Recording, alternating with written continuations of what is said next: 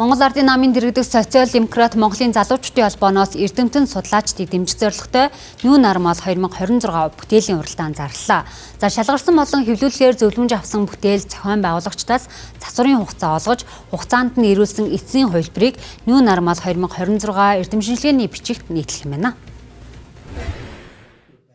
Эрдэм шинжилгээний хурал нь 6 салбар хуралдаантай. За оролцогчид өөрийн судалгааны ажлын агуулга, хэрэглээний чиглэлтэй уялдуулан эдийн засаг хөгжил, инновац, хиймэл оюун ухаан, олон улсын харилцаа, анагаах ухаан, хотоо төлөвлөлт, хүнс хөдөө аж ахуй гэсэн сэдвийн хүрээнд бүтээлээ ирүүлэх юм.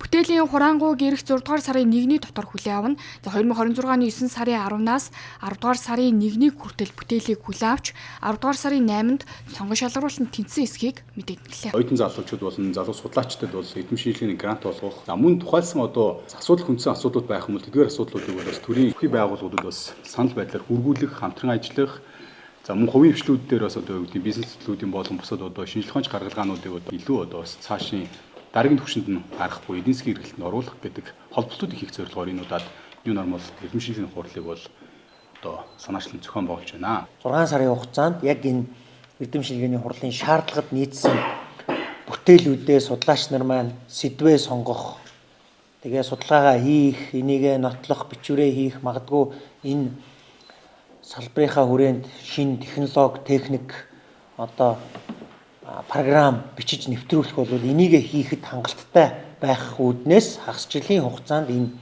эрдэм шинжилгээний баг хурлыг бол өрнүүлж, явуулж, зарлаж байгаа ийм учиртай байнамаа.